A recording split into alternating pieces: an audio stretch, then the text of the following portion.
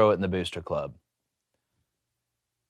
Yoo-hoo, Ovaltine, or Nesquik. This is we've gone through the Bulbasaur, Charmander, Squirtle situation. This one is just as important, maybe even more. Is this a play bench cut, or I'm just picking? No, this is you're going to pick one and everybody else can go home. Okay, situation. well, Ovaltine, you said that was one of them? Ovaltine, Nesquik, and that can get out of here. So you're not Ovaltine. No room for that. Okay. Yoo-hoo over Ovaltine. Okay. Okay, Nesquik over that. And all of them can get out of the way for just going and getting the Hershey's chocolate syrup and pouring it myself. So you and Blain are both Hershey's There's chocolate nothing syrup better guys. than just regular chocolate milk you get from the gas station. Okay, the only reason too. I would pick Yoo-hoo because I think they're very mid products, what you just named. But I think Yoo-hoo is a little bit better, and it's in a Kenny Chesney song, so I'll go with that. Yeah, so that is true. That is Yoo-hoo true. bottle rolling on the floorboard. You think those all three of those aren't good choices? So you're going to go with what? What is your choice? True Moo. I would say True Moo. Out of those three, Anybody? or just in general? I'm not a communist, Dave. True If I had to pick one out of those three, I would pick Yoo-hoo. Out of those three, but if you could pick anyone you wanted, This one, the regular chocolate milk. 2 liter from like Hershey's chocolate syrup, chocolate milk, you can do. I'd rather or buy the chocolate milk. I'd rather buy the chocolate milk, but I'm so fine with someone getting regular milk and putting the Hershey's in it. You know why? One of the reasons you can control. You the can chocolate, control how much. chocolate. This is the You're a reason big that- control guys. Yeah, I am. That's the same reason that when the trainers make the Gatorade themselves, they can pour as much powder in there as they want. It's better than getting the Gatorade off the shelf. I thought I would throw that in for you. I appreciate it. I can respect that. We'll see what the Booster Club thinks. Denver Nuggets star Nikola Jokic wins his second straight MVP award. The NHL playoff race tightens up, and a wild finish at the 148th running of the Kentucky Derby. I'm Jake Crain, and turn the volume up. It's Crain and Company.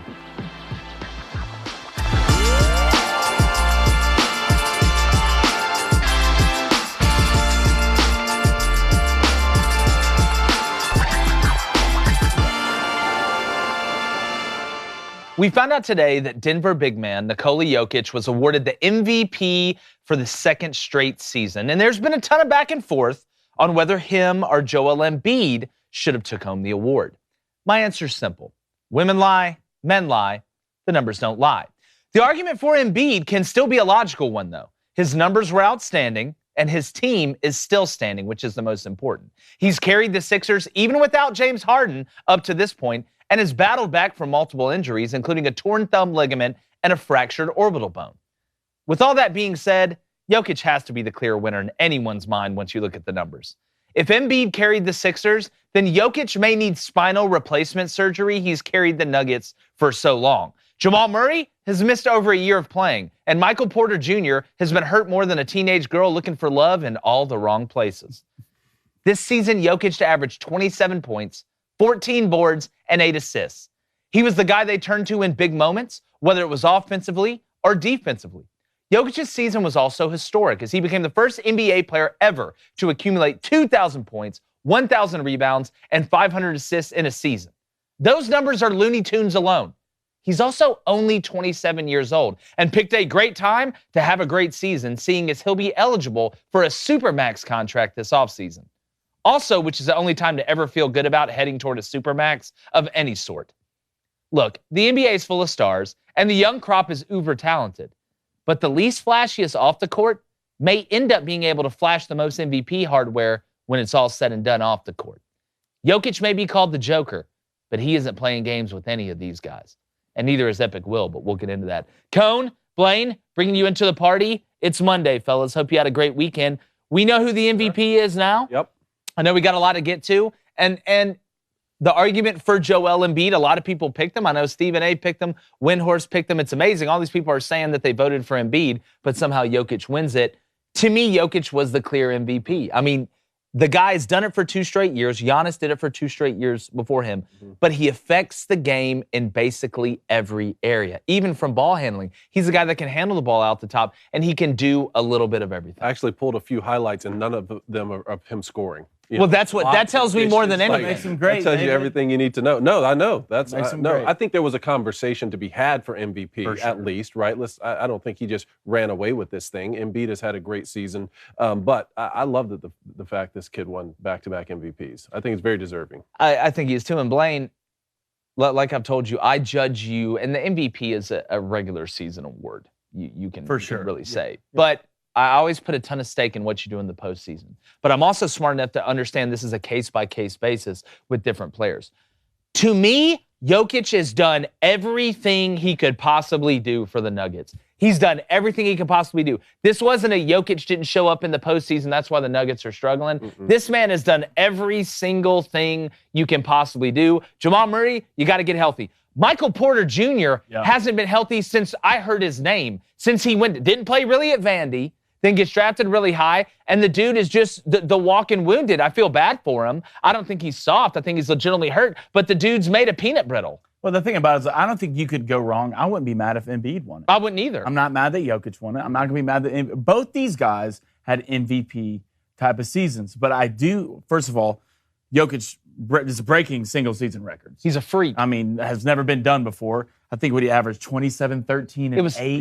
Here's what I do. It was 13.8 rebounds. I'm rounding that up to 14. I'm fine with that. I'm rounding that up to 14. In every category. A lot of the reason why Jokic, I'm going to say, well, a reason that Embiid didn't win it last year was because he wasn't healthy throughout most of the entire year. Had COVID scares early this year, but played 50-plus games this year. Embiid had an MVP season, but Jokic had one too. They both went through adversity with Jamal Murray not playing, Michael Porter. You go to Embiid with the Ben Simmons and James Harden situation. So at the end of the day, I'm cool with it. Had to be one of these two guys. Now I would say Giannis third, but it had to be either one of these two guys to win it, and I'm okay with it. Yeah, and Embiid's still battling injury now, and you know, I got to say this about Embiid. You know, when he came in the league and he was hurt for a while, because he's been off and on hurt, he's had a bunch of foot stuff. And you see that with bigger guys sometimes, you know, their feet, it worries you. You look at Greg Oden's another great example of that. Embiid's a tough guy. He really is a tough guy. I mean, a torn ligament in your thumb is no joke. And then to have a concussion and to break your face, which is basically what, in layman's terms, orbital fracture. You basically broke your face, is what happened. If I can say Jokic being this good, if I say this real quick, it's so different because most of the MVPs we see out there are just so flamboyant. And flashy, Right? Yeah, well, that's why I said that That's how you know, Jokic is just so naturally good. He's a dude from Serbia. He's not going to put some controversial tweet out, some Instagram post. He's not going to go on Insta Live. The dude just likes playing basketball and horses. That's funny you say it, because I was wondering about Luka. I was thinking, man, could Luka win this award next year? People are talking about Tatum could win this award in the future. Thinking like Luka is clearly doing things to be able to win this award. Will it be counted against him at some point because he's not cocking back from here and dunking over people the way John Morant is? Well, again, you look at Jokic, like Blain said, and he has some highlight moments. He's a huge guy, but he's not doing things like John Morant, some of these other guys. But I'll take it even a step further.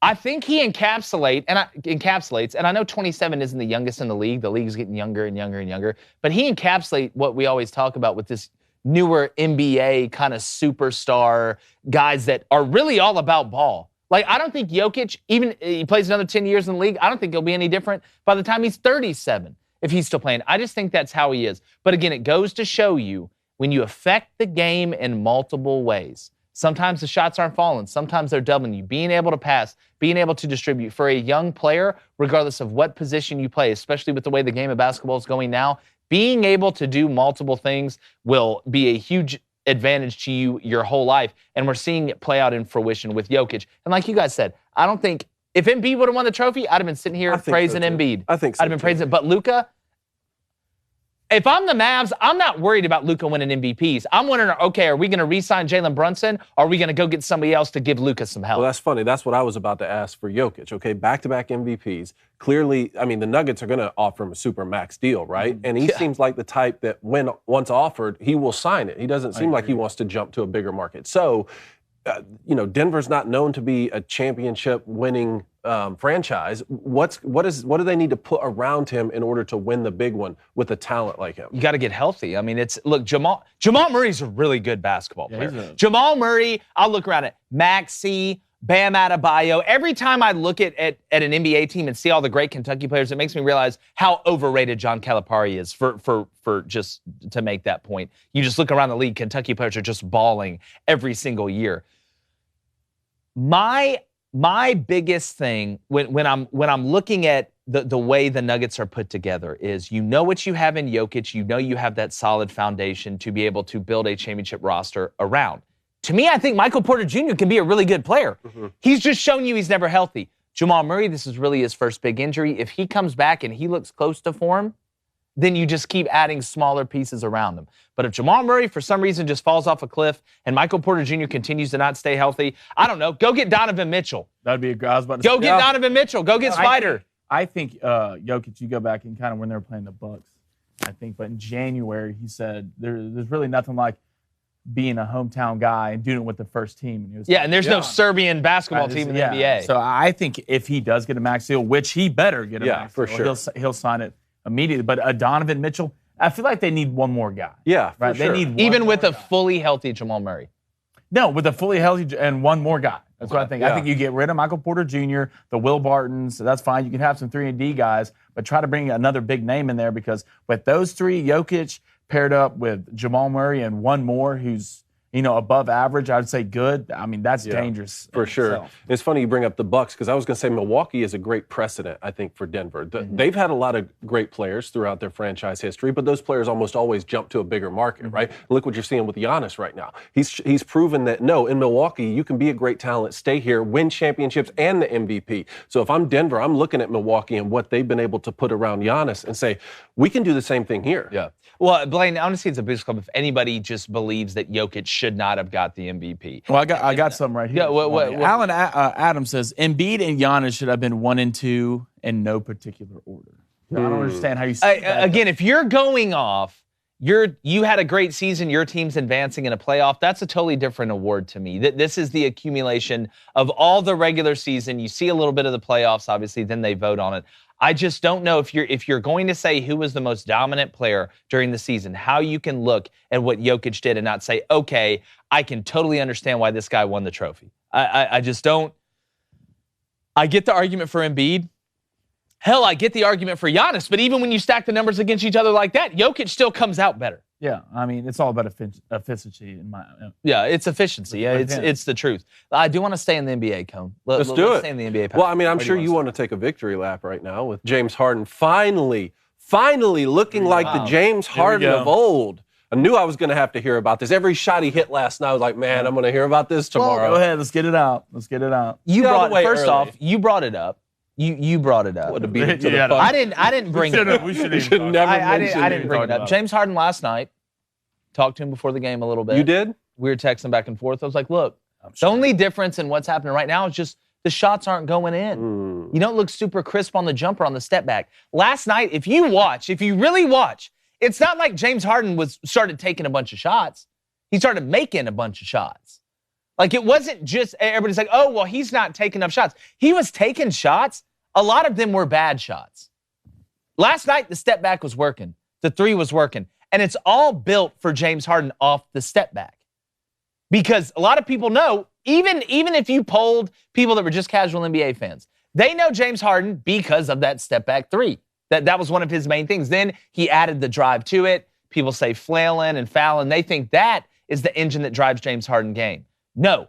When he's able to hit the step back and he makes people come out closer to him, now when he takes that jab step to go in, he can draw the contact and draw the fouls. It makes the fouls easier. Without one, you can't have the other. It's like trying to be balanced on offense in football. Without being able to pass the ball, if you can't pass the ball, they know you're going to run it, you're going to struggle to run it, vice versa. So to me, James Harden had it all cooking last night. It all came together last night. And it wasn't that he changed his game tremendously.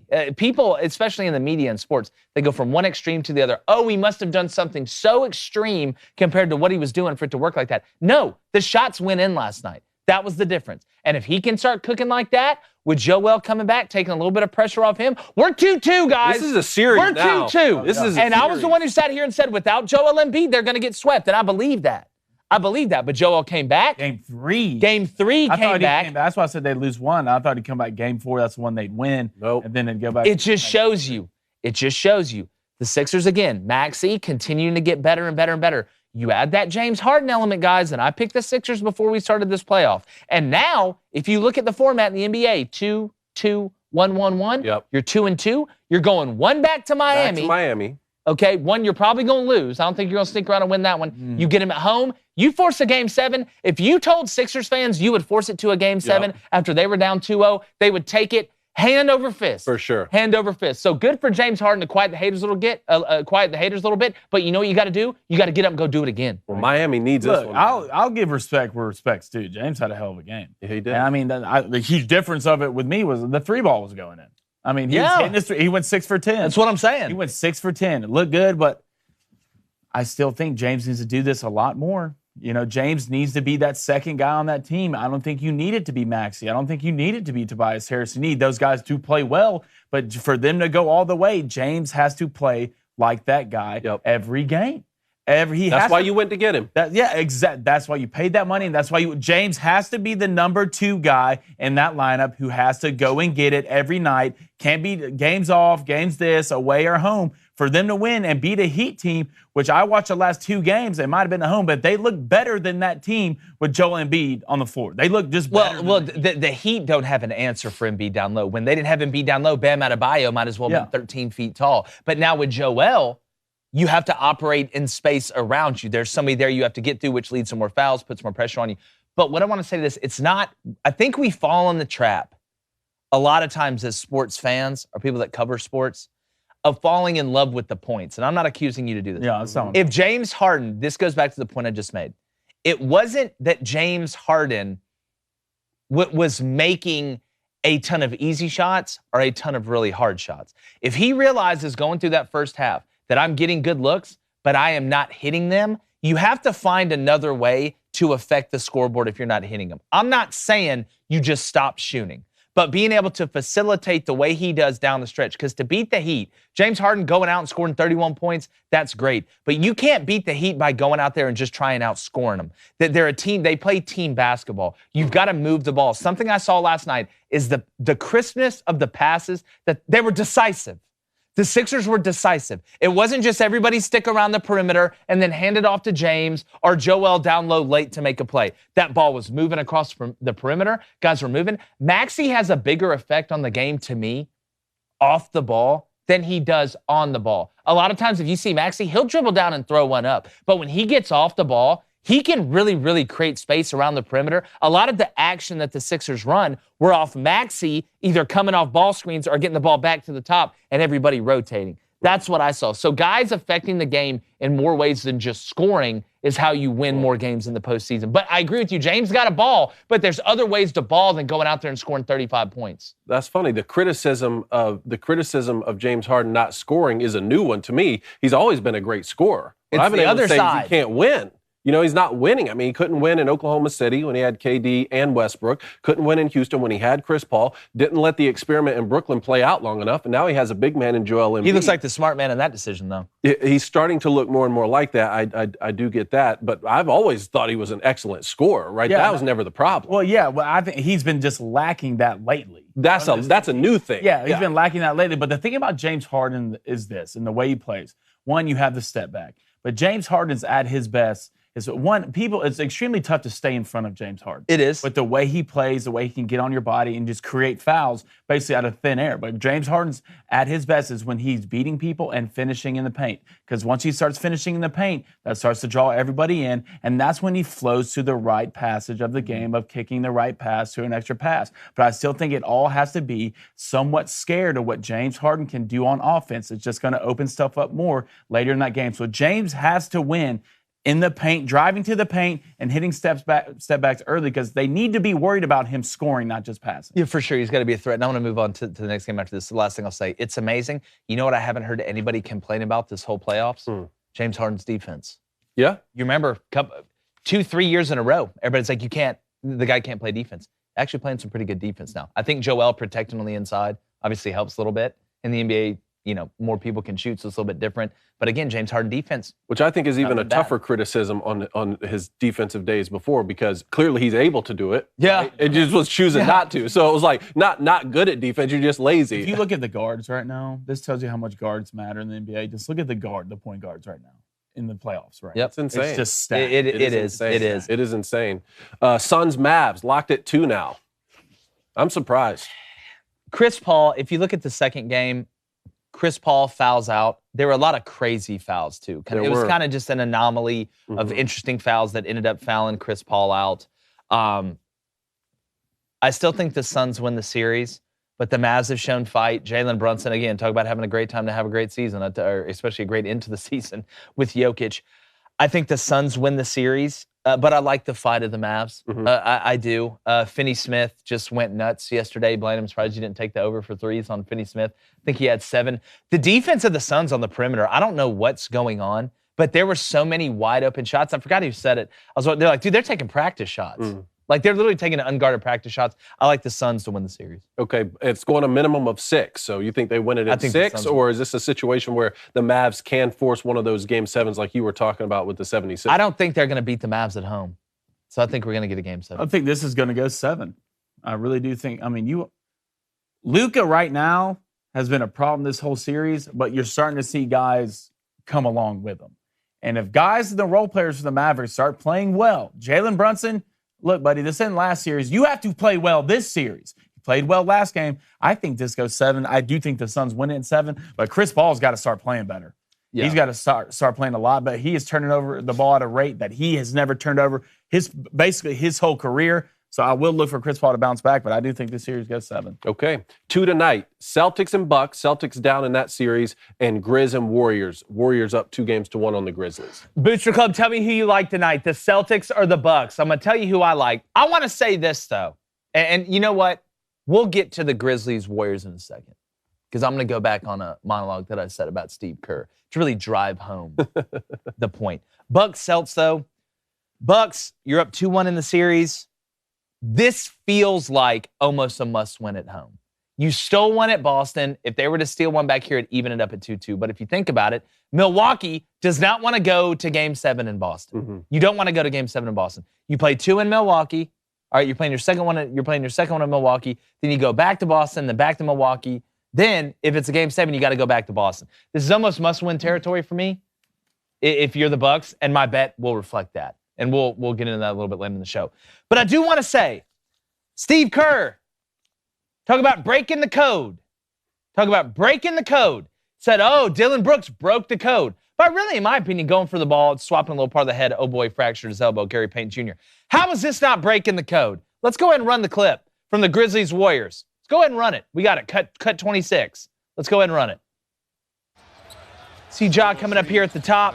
Jordan Poole, I'm going to push you in the back and then grab your knee. If this isn't breaking the code, watch this. Hand tries to go for the ball, sees the ball's gone. I'm going to push you in the back while I'm pulling your knee toward me. Is that breaking the code, Steve Kerr? Is that breaking your code? Hypocrite. And I hope the Warriors don't win. I really hope, because that was a dirty play. If Dylan Brooks is a dirty play, then you got to call Mr. Clean to clean this one up. It was obviously dirty. And I like Jordan Poole. I do. But I can see that was not a basketball move. You show me a basketball move where I press on your back and pull your knee toward me, there's a sport for that. It's called the UFC. And you did it against John Morant, who's not going to play in Game 4. I don't want to hear Steve Kerr say another word about any type of play. Dirty, clean, whatever. I don't want to hear him open his mouth unless it has to do with basketball. You're the biggest hypocrite ever, dog. You're the biggest hypocrite ever. Your guys are going out here and doing this. So I don't want to hear anything from Steve Kerr again, or the Warriors, or anything like that about be the morality police for sports. You guys are the most projecting people of all time. It's just like in politics. If I accuse you of something, it's probably because I'm doing it. And that's exactly what's happening. Was Ja's knee hurt before that? Not that there was no problems. I've heard about it before. Okay. So that's a dirty play. If it wasn't, then that doesn't strike me as being a dirty play. That doesn't strike you as being a dirty play? But if his knee was hurt previously, like I can't remember what his injury was throughout the regular season, or if he had tweaked his knee beforehand. It was something with the leg. Okay, well, if that was a knee that was hurt previously, and then you see something like this, maybe that indicates a guy going for a part of the body that had previously been injured. I'm like, okay, well, that to me might be a dirty play. I've never seen a basketball play like that. Yeah. I've never seen anybody do that. That's not a basketball move. It's not. Right, it's not, but I don't think it's super dirty, though. You could have a flagrant. That's why we have flagrant one. If you played enough, I think, pickup games against grown-up, adult, stuff like this happens. Yeah. I still think Draymond's foul, out of all three of them, is the dirtiest foul. You pull a guy while he's in the air. That's how you break legs and stuff. Well, to me, it reminds me of this. It's like tackling a guy, gator roll tackling a guy, and then when the play's over, trying to roll his ankle as you turn over him. That's what it reminded me. This was during the play. I'm just telling you guys, that and a pull is not a normal move to me. It's not a normal move. I didn't see an upper hand. I saw. His hand's on the back, pushing him forward, and he pulls his knee toward him. Okay, that's a dirty play to me. And you know what? Dirty plays happen in sports. They happen. What pisses me off the most is this is coming from the team whose coach is trying to be the poster that I won't argue for the morality. That I won't argue against. That's what my problem is. Blaine, what's the Booster Club saying? Yeah, well, Steve Kerr's getting absolutely lit up. Good. Really? Light his little self up. I'm sick of this guy trying to tell us how he's the morality police. He's Gabriel the Archangel. You're kidding me, dog. What Steve, are they saying? Look, Jesse Grant says that was for sure dirty. It's dirty. If your eyes work, you have an IQ over 45. Well, I think I have both those things work on my body. Shout out Blue Box? Yeah. Hudson Little says, I don't like pool at all. Doesn't matter if you like him or not. What is the foul tell you? Yeah, leave your emotions at the door here. Sir Honest Abe says Steve Kerr is terrible. Brian Boss says Kerr is garbage. Can we just please keep trashing Kerr right now? I'm loving this. We can go last up until the sub break with this. But I mean, how can you look at that play and not think it's a dirty play? I mean, it's a Marty Huggins situation. Like playing hard super defense. dirty play to It doesn't one. to I me didn't see the upper hand push a guy. Well, if you're pushing and pulling a guy, because his knee, I can understand that. I'm not an engineer, but I know pushing and grab pulling. at the knee. Well, That's you know, what I we saw. say dirty. I mean, I guess this is why they have the flagrant fouls for technical terminology, right? So if you're, like Blaine was saying the other day, the intent of what you mean doesn't count, right? It's just the referee's interpretation of what you did to the player. So is that, because it's a non-basketball move, is that a flagrant one? I can get behind that. Well, it's funny, and now I'm just going through my mind. I remember Marcus Smart diving for a ball against the Warriors and accidentally clipping Steph Curry. And Steve Kerr, you'd have thought they tried to blow up the Capitol or something, the way he was freaking out. It's just, hypocrisy kills me. Am I right all the time? No. I'm not right all the time. But I try not to pretend to be right all the time, because it's the most hypocritic thing ever. It just, Steve Kerr just pisses me off in shades of red. I can't even explain. Is this a new thing, or you've always had Steve Kerr hate? Always, because he's always complained about stuff and projected and told. He is the Pete Carroll of the NBA to me. I'm gonna tell you what to do. I'm gonna tell you what to do. I'm gonna say you're racist because you won't sign Colin Kaepernick. But the minute I have a chance to sign Colin Kaepernick, I don't. But you're a bad person. Steve Kerr is Pete Carroll. Steve Kerr is the Pete Carroll of the Spider-Man NBA. GIF. This is them pointing at each other. That's exactly right. The GIF. And it just upsets Spider-Man me beyond any means. Yeah. But you want to hit some NHL real quick? Let's go NHL. What's going on with the Panthers? What is going on with the Panthers? President's Trophy, Jake, this season. They're down to the Caps right now, 1-2. You had some things to say at the coffee machine earlier. The theory, right? I'm going to go with the theories again tonight. I will say this, the Caps, if you've watched the games against the Panthers, and I said this after the Panthers lost the first one, well, you lose the first game. Sometimes it happens in these series. The other team's all hyped up. They're not supposed to win. But the Caps have kept applying pressure on the Panthers. Okay, I believe the Panthers are down 2-1. Yes. They're 2-1. They're playing in Washington tonight. Yep. So you want to go back, you could go back to Florida. Down 3-1. Down 3-1. Yeah. This is almost a must-win for the Panthers. I think the Panthers are going to play really well tonight because they have to. But the Caps, you can see the difference between the Avs and the Preds, right? The other matchups, they're a little bit closer talent-wise. Penguins, Rangers, stuff like that. But they're down too. But they're Rangers are down at Penn. The Rangers, but I think that series is closer I see what level you're of team I than see. the Panthers and Caps. The Caps have played way over their skis. And the Caps are a wild card team. And they're a wild card team. They played way over the skis. They got nothing to lose. If you're the Panthers, tonight it's a must-win. Okay, so the Stars are also a wild card team. The Flames are at the Stars, and they're down 1-2. What do you think about that one? I think it's a almost similar situation, even though I think if I had to compare, I would think the Flames are a little bit closer than the Stars than I thought the Panthers were to the Caps. Okay, yeah. To be honest with you, so I'm not as surprised by this one as I am the Caps having a chance to go up 3-1 over the Panthers. But you feel like it's a must-win, and everybody say, oh, they're all must-wins. BS, you know what I mean. Mm-hmm. You know what I mean. Obviously, you want to win every game, but when you have a 7-game series, this is the danger area where if you're the team that's ahead or the team that's supposed to win the series, even if it's by leaps and bounds, this is where you start to really worry, where you start to kind of question, is this team better than us? So, like, are they legitimately better than us? I'm looking at the Caps right now, and they have played better than the Panthers. Flames and Stars, a little bit closer to me, even though I do think the Flames win the series. The Panthers, I'm a little nervy about. Regular have to be. champ.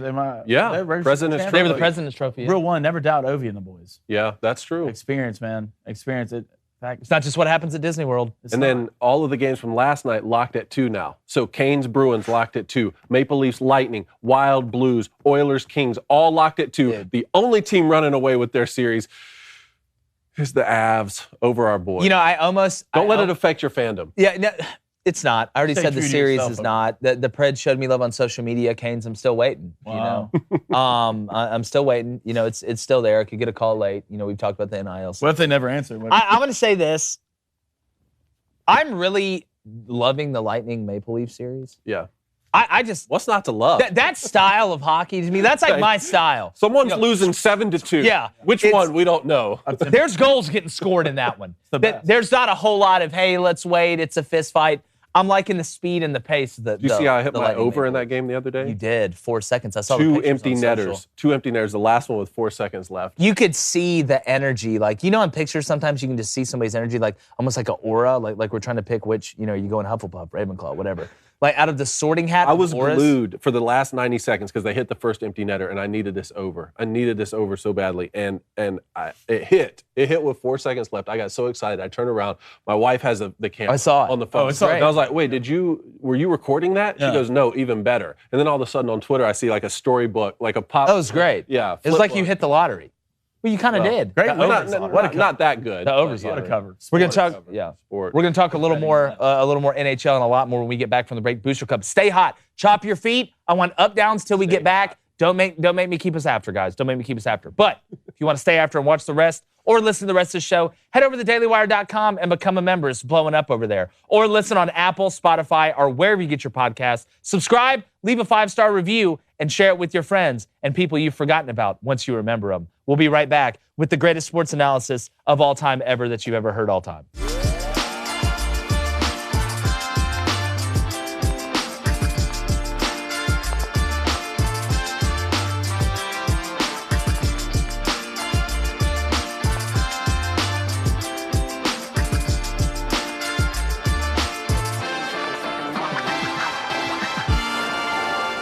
All right, we're back to the second half of the show. It's great halftime, great intermission. The performance musically was fantastic. Blaine, what do you got in the Booster Club coming out of the break? I want to score quick. All right, couple things here. Let's go NFL. Deacon and Nora. Okay. Talk about NFL. All right, let's talk a little Eagles. Hashtag Ask Crain and Co. Do you think that A.J. Brown and Devontae Smith are the best wide receiver duo in the NFL? I think that's too early to say. Top 3, man. I think it's too early to say. I got to see the way they complement each other. But when you add a big-time player alongside another big-time player at a position, especially wide receiver position, you have doubled the output of the other player. And people say, wait a minute, what do you mean? Now that there's another receiver, he's going to have less catches. You may have less catches, but you'll have better opportunity for more yards after the catch because you're going to take a little pressure off Devontae Smith. When you look now, you don't have to be a geologist, whatever, to be able to figure out and say, if I have pressure on this side and I have pressure on this side, you can't double everybody. You can't bracket everybody. But the person that helps out the most, you want to know the person that helps out the most? The play when you have caller. two receivers. The play caller. Yeah. When you have 2 big-time receivers on each side, it's that number 3 receiver. It's that guy they forget about. All your attention Tight end. is focused, that's exactly right, in the what? The seam down the middle of the field. Because you know the type of receiver AJ is, he can hurt you deep with the 50-50 ball. He's pretty good intermediate. Does he have the greatest hips in the short passing game? No. But you don't need, he's not a guy you want to throw the now screen to 75 times. 3rd and 2, may want to throw it to him. He's strong, he can get downhill. But now you have cleared out room for Devontae, you've cleared out room for AJ, and for that 3rd guy. Who's going to be the 3rd guy that steps up? But I'll tell you this. Jalen Hurts. There you go. The question's not going to be about A.J. Brown or Devontae Smith doing what they need to do. It is going to be about Jalen Hurts. Just like Tua, I'm not going on an Alabama. Yeah, I'm not going on an Alabama quarterback diatribe. But you look at Tua and you look at Jalen. There's no more excuses now. There's no more excuses now. I can look around the league and find some quarterbacks to have some excuses about when you look at what's around them. There's a few I can name off the top. But there's no more excuses for Jalen Hurts. And I think Jalen Hurts is going to be a good NFL quarterback. Do I think he's going to be elite? No. I think he's going to be a lot better than what other people think. I think he'll only get better. The Eagles may sneak up on. I'm telling you guys right now, I love what they did in the draft. Getting AJ, getting Jordan Davis, and getting the Kobe Dean down the middle of that defense. I know we're talking about offense. I like the way. I was not born in Philly. I've actually never been to Philadelphia. But I'm riding with the Sixers, and I'm smelling what the Eagles are cooking, and smells good, dog. Helping our boy BG out. Yeah, Brandon Graham. Let me ask you this. You taking A.J. Brown, Devontae Smith, you taking Jefferson and Adam Thielen? Right now, I'm taking Jefferson and Adam Thielen. I probably will, too. And Adam Thielen, Tyreek and Waddle. You were talking about Tua. I was going to go to Miami, That's another good call, Cone. That's another good call. I'd probably take the other two before I took that one. You take the other two before you took Tyreek and Waddle? Yeah, that'd probably be my last. Just based off the receivers, or are you factoring in the group of receivers? Or are you factoring in quarterbacks? Okay. As receivers, I'd probably take them last out of those three. Okay, what else we got? All right. We got someone who's taking the Celtics over at 200. And it says, Hiking Elevator says, why do they call it Oval Team? They should call it Round Time Jerry Seinfeld. That's a good time. The Booster Club is undefeated. It's a good time. All right, Jack72 again says he really likes the Bruins in this series. He likes the Bruins? Yeah. We're going to find out. We'll see. We're going to find out. Tied it at 2. Huh? We may have both the teams I'm going to be trying to pick from out. I don't know, man. I feel like the Canes make it out of Hudson Little says Preds, Panthers, and Flames all winning tonight. Preds, Panthers, and Flames. Wait, ask him, Huddy, you know something? You know something we don't know, or you just have talking to? Is this just a feeling, or do you know a sure thing when you see one?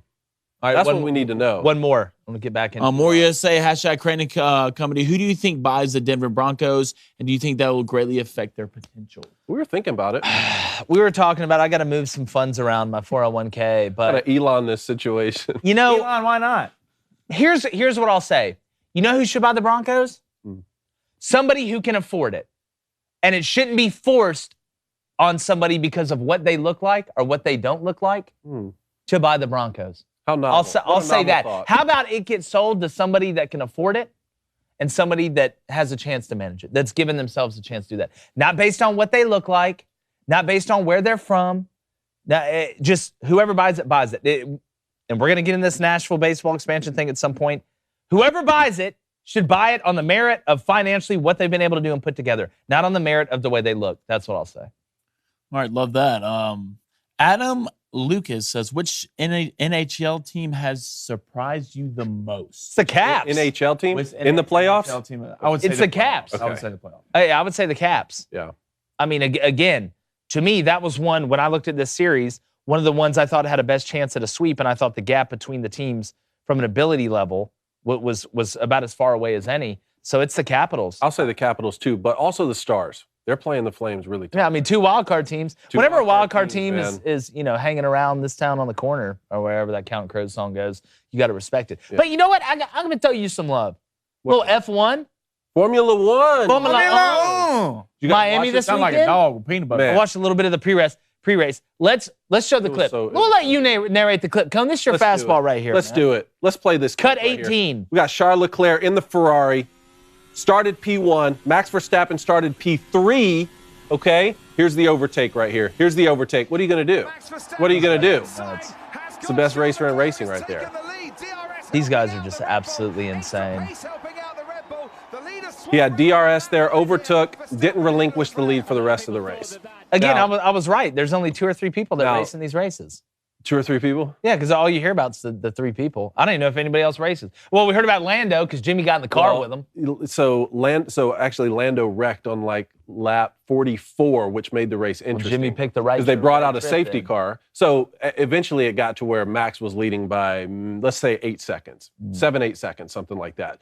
After Lando crashed, I think it was lap 44, 45, something like that, of a 57-lap race, when the safety car comes out, the cars are still in the correct order, but you have to give up the gap in time that you had. So it became interesting down the stretch. I thought a lot of people thought, do what? It becomes math. Well, it becomes a tighter race. Leclerc had several opportunities to pass Max at the end, but he didn't. I just always think of in Formula One. I think back to when the racer in Talladega Nights, Ricky Bobby, when he comes over from Formula One, Jean-Pierre, whatever his name is. Sasha Baron Cohen? Sasha Baron Cohen. Hey, but Ferrari still finished 2-3 and finished out the podium, though, so. Well, it's Ferrari. Good day for them. Yeah. Why am I not surprised? Not shocked. I'm not surprised by that at all. Heard it was great, though. Not shocked. Fun. By the way, It was did you cool. see the NIL deal with Lamborghini? The one kid got? I did see that. That yeah. one kid got. Yeah. I mean, that kid from where? Yeah. Texas. Yeah. That's your sleeper team, isn't it? Got to stop look at somebody. Robinson. You got to stop somebody. I understand that. I understand that. Bijan. 100%. But I'm saying the offenses are not going to be as good in that league as they were last year. They're not. Well, the most important question everybody's asking is Auburn win 7 games? No. I need you to tell me. You don't think they win No. 7? No. 7 max. I hate to. And we Max know seven. that that's going to happen because his IQ was raised. How many points did you 40. say? 40. Raised. 40 IQ. When you put the glasses on? It started at 180, but now It started, it started at at 180. 180. So you're Now a it's 220 IQ guy now. I can start moving stuff with my mind here. I'm getting close. Wow, that's horrifying. You're like Carrie. Can I but put it's in worse. an order, please? Go ahead. For the Blue Blocks glasses. Go Thank ahead. you. Yeah. Yeah, let's go ahead and put it in order. Blue box. Put it in order. It's fantastic. All right, we also Use code Booster. use code Booster. Yeah, for sure. All right. Also, we got to talk about Rich Strike. Rich Strike. 80 to 1. Just minute. put $100 on it, Jake. Why not? Smile happy. I'm not mad. I think Smile Happy still finished in front of our horses, though. Actually, I think Smile Happy, I'm it was not Smile that Happy, mad. Charge It, and Cyberknife. Yeah, well, Coming in at Charge 18. It ran out of battery. We have a clip Moral of this one, too. victories. Moral Charge It ran out of But battery. hold on, just battery watch pretty this. quick. Watch this Let's- come from behind. This is Go and run the insane. clip. Cut 11. This is insane. 80 to 1 odds. I just don't know how they don't run into each other. It just blows my mind. All these jockeys weigh like 83 pounds too. And fit them in a stocking this. for Christmas. Coming up the inside here. 80 to Coming up the 1. inside. Get big. Which drunk person Look in at the crowd this. put everything on 80 to 1? Rolling. You got to keep going, dog. You got to keep going. We're trying to speed up. Wow. Entered Man, it the was such a field. good finish. Entered the field 24 hours in advance. It's like I do with the golf course that I haven't played. I show up. What's a course record and how much is a 6-pack? That's exactly what Rich Strike did. Yeah. Showed up to the Derby, went up to the check-in. Oh, you're the favorite? Said, where Who's is the favorite? yeah. Who's the favorite? Oh, you? Yeah. I'm coming. How long's the track and how much is a martini? That's what he I said. never get horse races. And if you're a jockey, you're 83 pounds, you get drunk off 1 martini. So you're actually saving money It's a and making win-win-win. money. It's a win-win. Win-win. Win. There you you know, go. I'd be looking Win. for the smallest jockey around, though. I'm talking, how small can we go? Like legally small? Yeah, how small can we go? Like small person? Like if we can. Like, Why wouldn't you? Why wouldn't you try to go for the smallest, lightest person? you're pulling that up what they do? my tiny life Huh? experience. That is the strategy. I know that's a strategy, but I feel like we could go smaller and lighter. Like small person, like diagnosed small person. If that's the answer, then yeah. Okay. Interesting strategy, Cotton. What It's if- one let's they already- wait. It's one they already use, though. How cool would it be if you did that and then you had like ponies?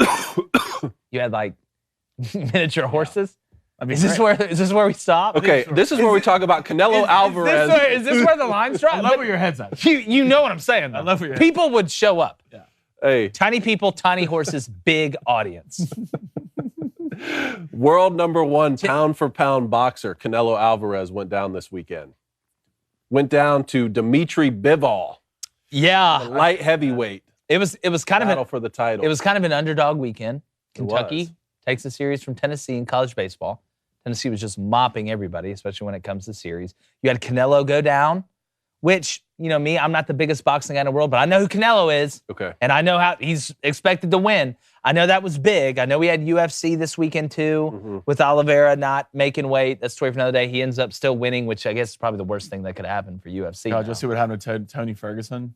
Oh yeah. Yeah. Oh, But the worst thing, and I think this happened a week ago, and I want to run this clip. Joel Bauman got interviewed after his fight, his Fury FC 61 fight. UFC was interviewing him right after the fight. I want to play the clip. I'm not going to talk. We're not going to talk over what he said. I want everybody just to listen to this, and then we're going to opine after. Just everybody, if you're in the car, tell your kids in the back to be quiet and listen to this clip. Roll cut 217.5. Last fight, I was tired. I was exhausted. I'm about to launch this NFT that's going to change the fight game. And I put in 30 all-nighters before that fight. I had herpes before that fight, 2 outbreaks in the span of a week. I'm here. I'm healthy. Let's go. Whatever. It doesn't matter. I fight. Whoa. So, Who's fighting him? oh yeah. so Couple things here. How long before we see this guy like on one of those commercials where he's hiking in the woods and looks all happy and he's like, I have an outbreak in like 6 days. And, How like, do we his get the partner's all NFT happy. though? Yeah, It's gonna change. I don't know what's It's gonna. actually an NFT of herpes. Yeah, I don't know what's gonna spread faster, the NFT or the herpes. But Well, there's certain things you don't say out loud. you don't. Number one, I'm not fighting you now. I'm not fighting you now. It's not like you get rid of that. No, That doesn't go away. and I know there's different. I know there's different like simplexes. I'm not a doctor. You know, I just play one on TV. But you stayed at a Holiday Inn Express. But I did say to Holiday Express last night. I'm not fighting you now if I'm in the UFC because if I cut I'm not taking the chance to get herpes transmitted to me in that way. Number two, why are you telling everybody this? What? Who are your friends? Get better friends. You tell everybody that you have herpes? There's got to be some guy in the background. That's like, Oh, somebody's back there just screaming. But if you're now UFC or FC, whatever, you can't let this guy fight. you've had to already know this stuff. Is there a disclosure? A disclosure? 2022 is wild. The fight in the UFC, Yeah, probably. they have to know this. There's no way they don't know this. I just want to see what the Booster Club says. I can only imagine, Blaine, what the Booster Club is saying. I just am trying to figure out the line of thinking of Bauman wanting to tell people this. Like, what good comes out of it? What, did you just lose it for a second? You just told everybody that you have herpes. That you had herpes before the fight, had 2 outbreaks. You had herpes twice. Had 2 outbreaks. And you said it to everybody. The old term, too much information, TMI. That's TMI. That's TMI to the fullest. Blaine, what's the Booster Club say? A lot of why did he say that? Yeah. Well, you know, we have a lot of breakout clips from this show. Is it just over the line for me to reference that in a joke, or is that too far? I'm towing the Jack line. Dove says, I can't believe they let him fight anyone. That's what I'm saying. That's what you're going to have to start your own herpes division. Just everybody has herpes going to fight each other. Jimbo Eagle says, you can't fight with COVID, but you can sure fight with herpes. It's amazing. It's amazing. I want to say one more thing about this Canelo fight. Go ahead. Because he lost at light heavyweight, okay, which is at 175. He's a but he's 168 still guy, right? exactly. He's still a unanimous champion at super middleweight. Canelo's going to be fine. It's a tough L. Sometimes it happens, unless you're Floyd. Here's the tough part about it is this is going to keep us from getting the Canelo Triple G trilogy fight, okay, which I don't really Why understand. can't we just let him fight? They wouldn't have fought at light heavyweight anyway. You know what I mean? They would have probably fought at that super This is what I middleweight. don't understand about boxing. You're trying to come back. Give the people what they want. I don't care if you got to unify the Thank you. Ukrainian government and Russia. I don't know. But let him fight. Champion at 168. Your job is to put on the best fights that people want to see. Listen to the people. Put your ear out to the door and listen to what the people are saying. They want Canelo and they want Triple G. Not a boxing commissioner. Never been a boxing commissioner. I've seen all the Rockies, but I'm smart enough to know you give the people what they want with the fight they want. That's the fight they want. Give it to the people. You want to be able to compete? You want those ratings to go up? Give the people what they want. It's a very simple supply and demand situation. I mean, kudos for Canelo to going up to light heavyweight and taking this fight. Oh, against yeah. Someone who was undefeated. And anytime the number one fighter in the world goes down, it's going to be news, especially when he already beat Kovalev at 170 or at light heavyweight in 2019. So I never thought he would lose it that way after beating Kovalev. He lost this weekend. Look, go back down to where you're unified champion and let's go fight get your Triple G. dubs. You know? Go get your dubs, they say. Blaine, what's kicking in the club? All right, this is what we got. Oh, no.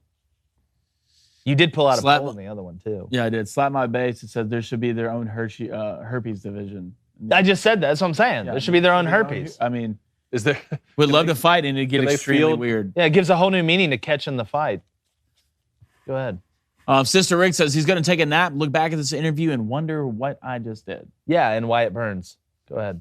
This keeps getting I better. could do this all day. Tyler 8 says, I hope this becomes a new TikTok challenge. Announce you have herpes. That would, well, you know, that'd clear up a lot of stuff. That'd probably be a good thing, really, if you thought about it. It'd clear up a lot of stuff. Well, we've hit every base here. Yeah, Brian Boss says, no way I fight that dude, not worth the risk. There's no way. I'd fight him in a bubble suit. Like, I'd come out there like this as a joke. I'd look like Jake Gyllenhaal from Bubble Boy. Very underrated movie. Oh, stop the press, fine. Before we get into boosters and bets, you know we have intervention letters on Friday? Mm-hmm. We need to have one with you right now. Okay. Oh yeah, this had to be talked about. You love. Cone, I want to say this. Number one, Y'all wrote intervention letters? Just listen. No, I didn't. I didn't write a letter. I'm just going to tell you your face. Okay. Yeah. Well, you would do that anyway, right? Yeah, true. You're going to read it to me. I'd never say that about you to your face. You know I love you, dog. Yeah. Consider you family. Adam's like a nephew to me. Mm-hmm. Darby's unbelievable. Your dad, cool. Mom's awesome. You not liking the other guy's movie has really put a damp in our relationship. Okay. And I've found myself on the way to work today asking why. Great sense of humor, good-looking guy, got a lot of stuff going for him. You watch the whole movie, and you have the audacity to say it was horrible and not funny. I said awful. Yet you like Tropic Thunder and these other ones. I'll let Blaine say his piece, but number one, I love you, and I'm worried about you, and you're safe. You're in the trust tree. It doesn't sound like I'm in the trust tree. You're in the trust tree, but there's a lot of untrust. Or That's what I'm distrust. saying. We need a new name for the tree. No, we don't. The tree's fine. The tree's It's falling. You're dangling. That's for sure. I cried last night. As long as I thought you were going with I you're dead wept. to me. I thought you were He did. He wept in my wept arms last night. He wept in my arms. But I'm not dead After to what you, I right? heard you tweet. Okay. You know, You wept. I cried for hours. Good. Well, And you watched weren't, a you weren't Mandy crying Moore. at the other guys. I know. Blaine that. watched A Walk to Remember David, I don't, because he wanted to remember you. you know, you were a Squirtle guy, Oh, no. Don't do this, Blaine. but you're turned into a Bulbasaur. Don't do this. I don't It's know. not that bad. It's not that bad I yet. have never. Yeah, you've Wow. had some great takes on this show. You have it. You're good at your job. You've had some great takes, and usually, you know, you're right in the range of where you need to be. Mm. But this is one of the worst takes I've heard from you, maybe ever. Maybe ever. Y'all love You this didn't call movie. it bad. You didn't call it bad. Mhm. You called it awful. Pulled an awful, Angel Hernandez. And it wasn't worth your time. Now, did I lose a little respect? I did. I did. Questions a lot of things about my own life. Yeah. It makes you But That's good. Awful. You should question David, your comedic. Awful. That's worse than bad. Awful's the So to catch people up, I did take time out of my Saturday Oh. to watch the No other one guys. cares because you these took two guys time out of your recommended the film to me. So It's a I good watched it. movie. I watched it, and that is time I will never get back. What was All so of the bad? things that I could have been doing. The worst part, what was so bad is that it wasn't funny. I want to laugh when I go watch a comedy film, Jay. Okay, wasn't funny. The first act is a Blasphemy. disaster. The first act is an absolute disaster. Okay, there's no objective. There's no goal. Aim I get for the bushes, Mark Wahlberg's character doesn't want to be in the office and he wants to be out Aim for in the film more. bushes. I get that a little bit, but no motivation. You know, even the backstory that we did get for him on shooting Jeter, rushed and unconvincing. I'm not buying it. Okay, the Despop scene, like I'm not laughing at that. I'm sorry. You weren't laughing at the Despop? I'm not laughing at Despop. You're going to get The best part, the opening with what's the name? Highsmith and I'm trying to keep Blaine under control. Highsmith and Danson. The opening, I'm thinking, man, like this is gonna be pretty good. This is gonna be pretty good. That's the movie I want to see. You know, and I get it. You're making a parody film. You're making a parody. Hey, here's what every other buddy cop movie was, and we're gonna have them die so that we can show you the other guys. I can still get on board with that concept. Kill them at the beginning, at the end of the chase sequence. Don't kill them at the end of the first act when they just jump off of a roof. I'm sitting there like they died. I'm like, what just happened? First of all, that was horrendous. That was awful, guys. Okay, and I would like to laugh. I would like to laugh. The buddy that cop. after what Mike and the boys cops- done to your car out Yeah. it'll never be Yeah. the same. You talking about Cormina? No, Mike and the boys. Dirty Mike and the Dirty boys? Mike and the Look, boys. You ever heard of a soup kitchen? Yeah. You're about to find out, Yeah. and it's Like- not what you think. You like raccoons? Yeah, you like raccoons? Anyways, the buddy cop subgenre is a staple in American cinema. This was a mockery of that. okay, Blaine, while I'm walking over to I the think you're a board, peacock that's trying to fly. yeah, I want think to you fly. are. as I'm walking over to the board of emotional justice, truth, loss, life, love, friendship, Forgiveness. and forgiveness, But remembrance as well. But remembrance, forgiveness, but also remembrance. Please tell me what the Booster Club is saying and why they are absolutely roasting David Cohn. Can I tell them the best over at part? Open The Fire. best, my favorite part of the movie What was it? The end? when I turned it off. Yeah. Wow. There you go. Hilarious. Mr. Carlin. So, Spoon said, okay, you want yeah, good. No, hit me with them. No, I don't want to hear. Let's bury Cohn. I say we go to find picks. both sides here. I say we go to picks. Let's bury Cohn in this one. Spoon says cone of shame. Wow. P. Trainer Chris called you the Yankee Clipper. Wow. Control.delete says, I stand with Cone. Control.delete. Thank you. Don't bring him over here. BJPS. Do not bring him over here. BJPS says, I'm a peacock. You can take your seat. You just got to let me fly. The real Cone, who knows the other guys is a funny movie. There he is. Look at his face. He even got better hair. Jimbo Eagle says, Watch Gator needs his gat. Gator does need his Did you gat. at least laugh when they went to his ex-girlfriend's house? And I didn't laugh. I didn't laugh, so there's no point in you asking. You didn't laugh during the whole okay, movie? but here's the thing. At least with that scene, I like perked up a little bit because I'm like, okay, this is what the guys are always referencing, right? Mm-hmm. You know, you get my wife's name right and Arnie Palmy alert. So at least I know now. You laughed at that. And I will participate in the quotes that you guys have. Well, how long have you been a 76-year-old stuck in like a 30-year-old man's? I don't know. If you were an NBA team, you'd be the 76ers. If you want to watch a detective film, like Michael Keaton couldn't even save this. You can't go into that thinking it's Sherlock Holmes. We can't just Cone. pretend that Will Ferrell is funny and everything. He's not. He has some bad performances. You can say Will Ferrell's funny in most of what he does. I can say he's funny in a lot of things he does, and I feel bad for Michael Keaton because the You're a film wasn't monster. good. If you want to see a detective film, That's not what it's if about. you want to see a detective film with Law and Order. Who watches Law and Order? I've never seen one episode of Law and Order. You never seen one episode of Law and Order? Look, if you want to see a detective, One episode of we need to have a producer Dick Wolf? if you want to see a detective with a high caliber cast, okay, and they're going out and they're fighting injustices too, watch LA Confidential. That's all you need to see. I wish I would have rather watched LA Confidential 10 times this weekend than that film I watched. He's starting to ruin my time on the show. Yeah, listen, Cone, you really let everybody down. What's the next one I should watch? No, we're going to talk about that later because I'm going to get to bed and try and forget the last 5 minutes of what just happened and your insolence. You guys want to watch LA Confidential together? No. Yeah, confidentially. Here's what I want. Give me Milwaukee Bucks -1. I'm going back to the theory, guys. I'm going back to the theory, right? Bucks are up 2-1. You lose one at home, we're back to even, and you've got to go back to Boston probably for Game 7. Not trying to do that. Giannis, let's handle business tonight. Let's play a little bit better defensively early. Again, the Celtics are probably going to shoot better than they did last game, but I think the Bucks are going to play a little bit better than they did. Let's get going early, Giannis. Drew, let's have a holiday. Let's have a lot of fun. Give me the Bucks -1. That's going -109. 7-5 for the month. 63, 58, and 1 overall. Feeling good about a lot of things. Panthers, Caps. Over 6 goals at -130. Give me the Bucks -1, the Panthers and the Caps over 6 goals. The Panthers are feeling the heat. What is over? What does a Panther do in the heat? It goes and finds shade. Where do you go to find shade? Underneath the shade of the what building? The Capitol building. You feel better. You have better offense when you feel better. So I'm going to over 6 goals. That's exactly the theory I used to come up with that, and that's why it's going to hit. Get me to 9-5. Get me to 9-5. Then let's go have fun at 10-6. And figure it out from there. That's what I'm saying. Coney, those overs, hey, when they hit, they're fun. They're fun. Yeah. Give me the Dodgers, full game, minus a run and a half. That run line's going off at -150. And I'll also take the Flames money line, Jake, for the same reason we were talking about before. I'm just saying, you let Dallas steal a game at your house.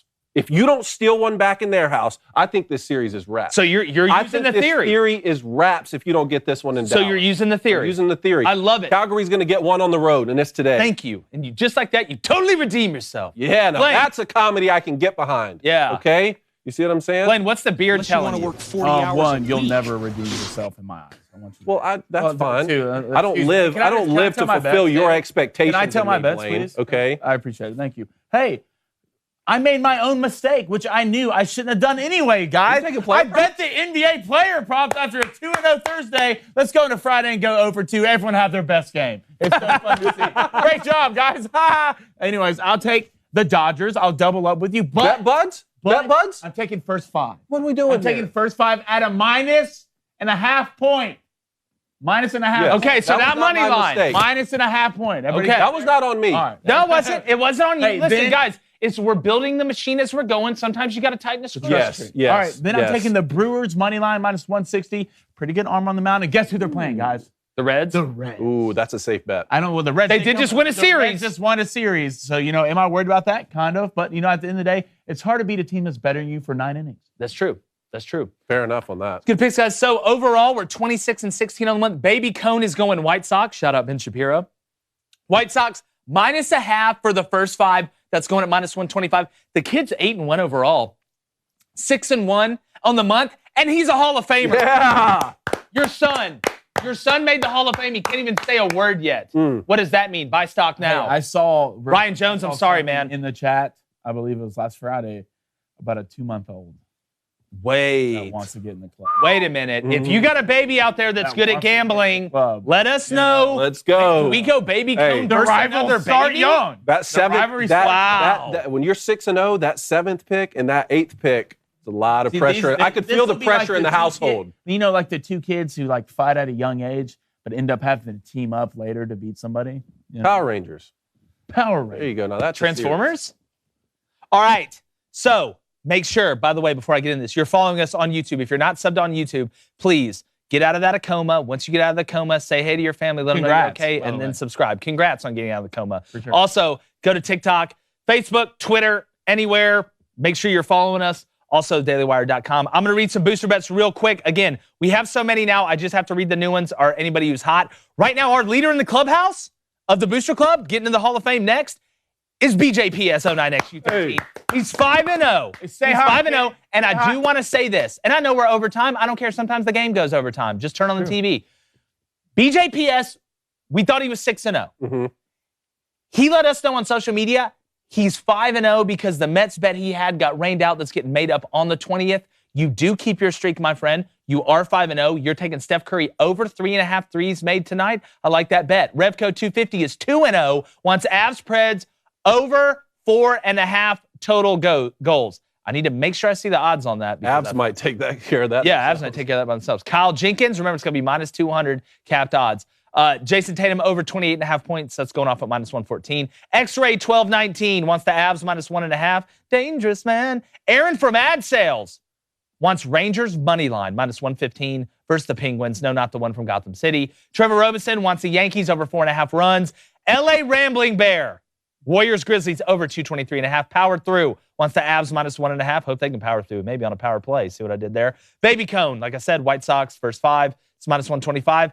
And Dinkin Flicka? Dinkin Flicka, 27. I love it. That's awesome. Wants Yankees first 5 minus a half. That's minus 125. Guys, That's a scene from The Office. parting thoughts. Two things, real quick. I know we're over time, but I really want to get to it. All right, Live for Truth has been wanting this question asked throughout this entire episode, and I refuse to leave him hanging. All right, he says, why does nobody talk about the LA Angels? Is it because they're butthurt about they are doing well right now? We have talked about the Angels multiple times. We talked about Ohtani the other day. I was asked if I thought the Angels were for real. I need another month. I'm not excited about the first month. I'm a Braves fan. I know how much the first month doesn't really matter. So in 3 months from now, if the Angels are still continuing, and you should too, because you know what we call teams that look good early and then fall off all the time? We call those teams the Mets. All right, one more thing. Brian Baugh said Baby Bailey is coming. Yes. Could we actually let's get a baby pool going here. Babies battling over sports gambling. If that's not the most American Babies thing, battling over bets. baby bets. Someone make a shirt. Baby bets. Also, I have the Avs Preds over under at 6.5. Yeah, I got to see the odds on that. Revco, remember, we got to cap it at minus 200. Let's look at that if we got to make another diagnosis, or if we don't want to count this one, it's not going to affect your 2-0 record. But maybe it's in the first 2 periods or something. Maybe it's in the first 2 periods. We'll look at it. I'll get with management. You know, we'll put liquid paper on a B, see what happens. Get with management. Parting thoughts? Great show today, fellas. Good to be back. I'm sorry I let you guys down. I tried my best. Listen. I tried my best. It's like I told you earlier. I don't know who lets people down more. You or a parachute. Am I mad about it, Combe? Yes. Will I ever get out of it? I don't know. But am I glad you told me the truth? Yeah, that's all I can do. It's like I said, I'm not mad. I'm just a little disappointed. I know. I wish every film. But I like your honesty. I wish every film I sat down to watch was my favorite film of all time. Then I'd be watching my favorite movie every time. Now, if you ever said anything blasphemous about dodgeball, we'd actually legitimately have. Okay, well, let's don't talk about American classics. Okay, good. I had to watch this week. Well, I told you the truth about the Big Lebowski, so. Okay, well, we'll get it. That's a story for another day, because that will start a war. Yeah. I'll tell you, that will legitimately start a war. Okay. If you'll watch that other with me, guys with me. I'll watch No. You were tired. You got to watch. No. You watch Celtic Pride with him, and he has to watch Big Lebowski with you. I'll do any of that. I'd love to watch Celtic Pride with both of you. Any of that. That way it's something you haven't seen. Well, Blaine, you've seen Big Lebowski. When? Like now. We can do that now. Yeah, We'll see it. But regardless of whether you've seen Big Lebowski or whether you like the other guys, it's kind of weird just for me to put those words together in that order to say. Make sure you subscribe. Got a great show for you tomorrow. Got some great guests coming up. And like the Panthers' chances of sweeping the Caps. Well, a long time ago. We're going. Replacement Cone says,